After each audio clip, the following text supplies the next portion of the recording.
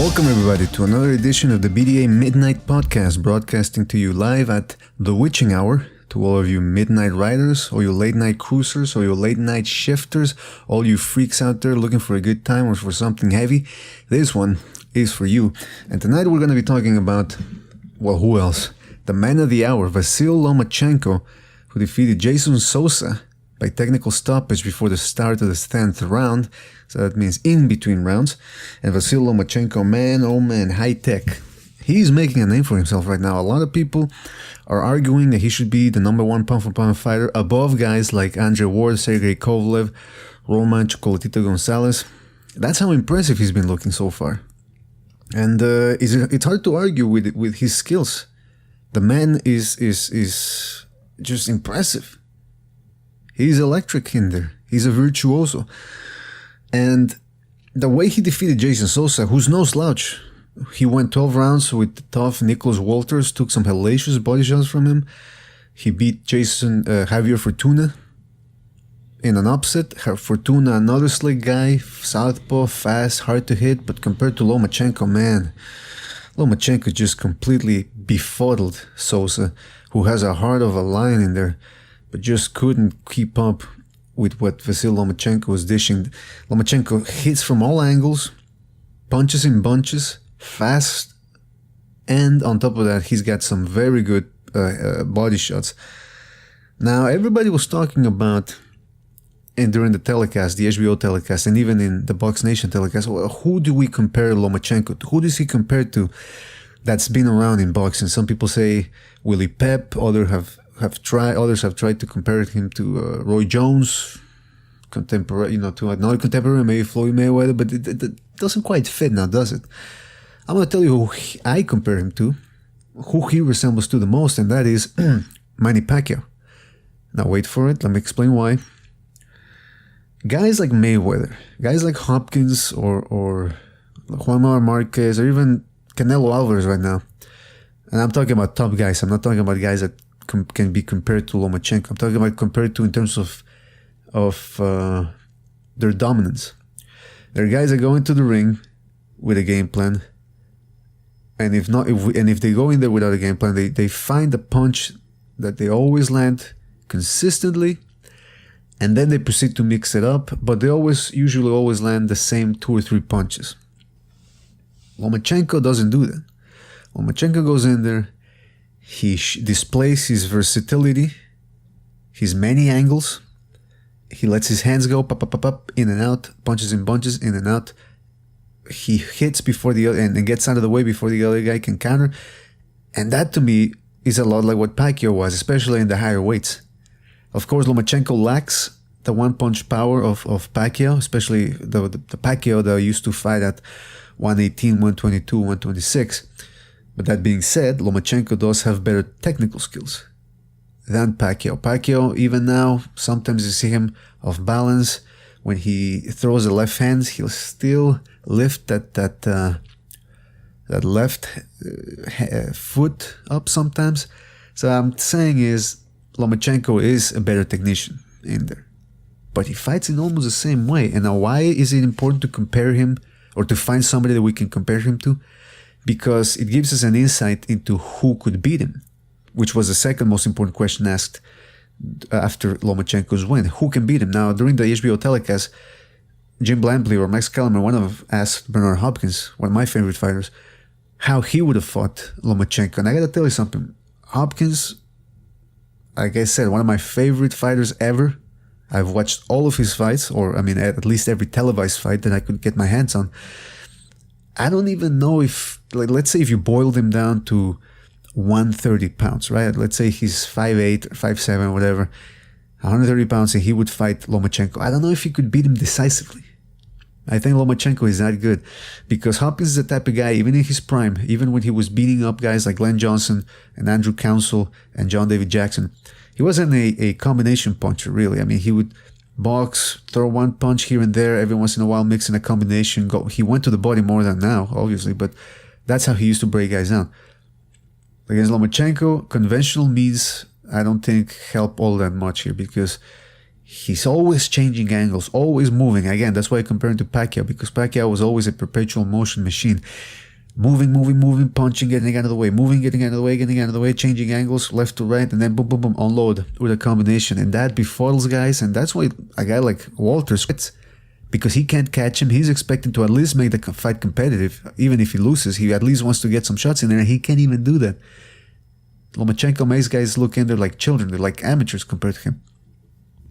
Even guys like fucking Gary Russell Jr., good technicians with fast hands and amateur pedigrees. I'm talking about Gary Russell Jr. here. Couldn't stay at the same level as Lomachenko. He competed, yeah, he didn't get stopped, but man, Lomachenko he's getting better and better. So I don't know if even Hopkins, I'm not saying Hopkins gets befuddled like Nicholas Walters or Jason Sosa or Roman Martinez, but I don't see him beating or schooling Lomachenko the way he did with guys like Pavlik and Jean Pascal. Now, of course, the other name that was mentioned that could beat right now, that could beat Lomachenko is Mikey Garcia, right? Had a little bit of a brain fart there. My goodness gracious. Mikey Garcia. Now, can Mikey Garcia beat him? Mikey Garcia in his last fight looked like a prime Marco Antonio Barrera.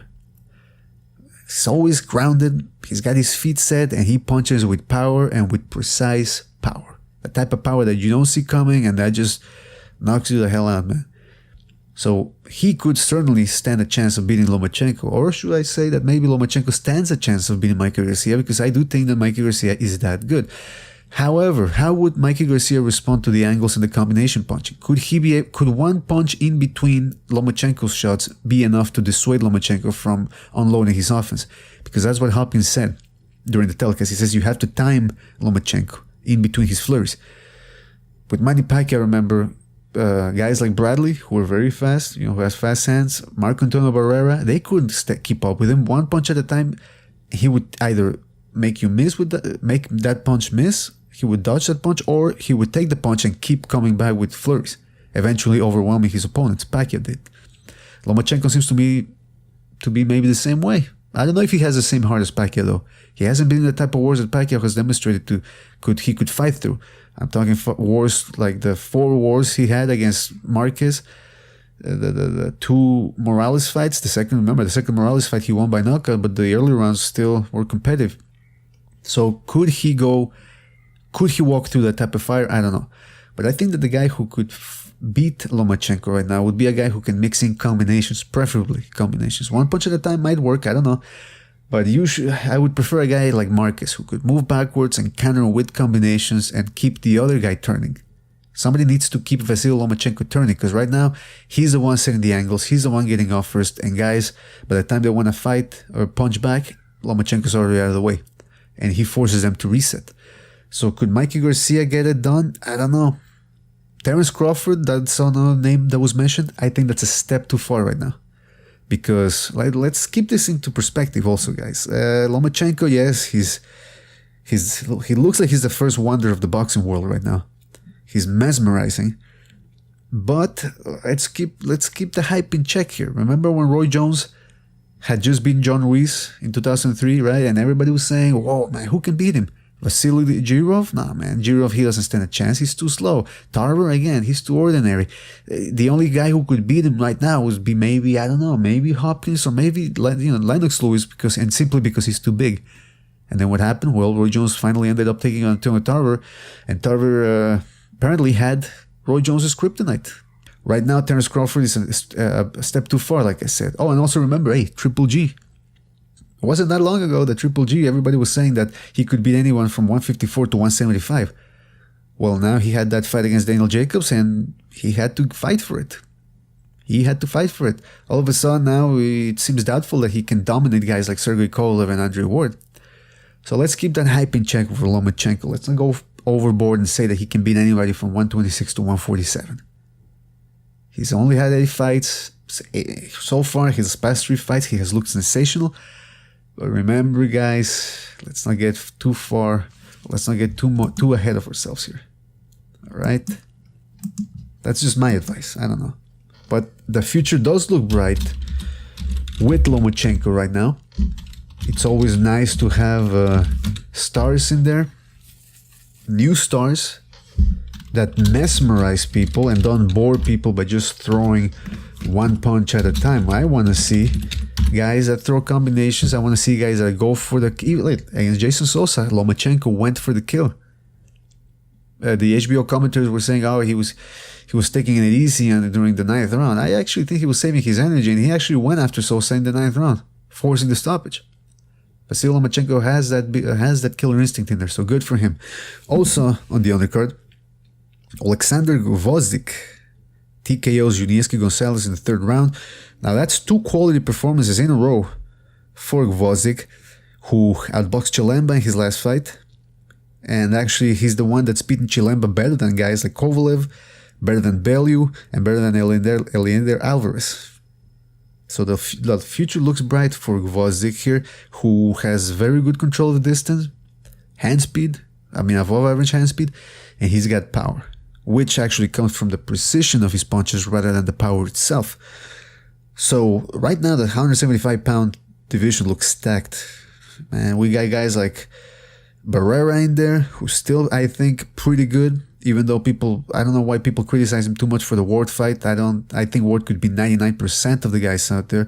Barrera actually held his own, didn't get hit too much, has solid defense and a laser-like right hand. I think Barrera is still a name to be reckoned with. So we got Gvozdyk as well. We got the hard-hitting blue-collar Smith Jr. in there. We have Eleider Alvarez coming off a sensational knockout win over Lucien Bute. We still have the hard-hitting Stevenson. When he decides to get serious, we'll give him a call. We still have Sergey Kovalev, we have Andre Ward, and of course the threat, who maybe this year or in the next 2 years is really going to make a name for himself. That's Artur Beterbiev, who is a scary guy. I don't know why, man. The way he lays guys out. Of course, he hasn't fought anybody like Kovalev right now, so far, or anybody that Kovalev has faced so far, anybody of that caliber. But the way he's laying guys out, man, especially guys that used to last the distance or at least a couple of rounds against other fighters, and he's knocking them out cold. Beterbiev, man. So right now, this division, 175, perhaps the most underrated division out there. I would argue, right? It's a fucking sensational division. A lot of things are going to get sorted in that division. And with Gvozdyk, who does almost everything well there. Good balance, good punching powers, hand speed, coordination. The future looks very bright for him. I would love to see him in against Barrera. Maybe Alvarez, obviously, he's looking for bigger things. He doesn't want to step in against a guy like Gvozdyk right now. He's got nothing to gain by beating him. But HBO obviously liked what they saw. So lucky for us, we're gonna keep seeing Gvozdyk for a long time to come, or as long as he's still fighting at this level. Also on the undercard, Oleksandrr Usyk, the hyped cruiserweight, got a unanimous decision against Michael Hunter, 2012 Olympian, who was also undefeated. Usyk won this fight, and it was a war of attrition. Hunter came out swinging, throwing a lot of punches for a cruiserweight. There was a high-activity fight. Usyk, at this point, has good combos, good instincts, obviously from a long amateur career. Who, by the way, Usyk defeated Artur Beterbiev in the amateurs, who I just mentioned. You guys want to check that fight out. It's a good amateur fight. A lot of power being shown in that fight. But Usyk has, like I said, good combos, but some people were comparing him to Lomachenko. And after seeing both guys fight on the same night, you can clearly tell he's no Lomachenko.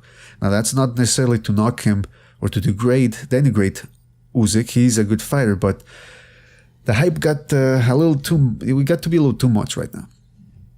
Usyk, I would compare him more to a guy like Winky Wright, a light version of Winky Wright. I'm not talking about skin tone, I'm talking about the quality of Usyk, because Wright had a better jab and a better defense than Usyk.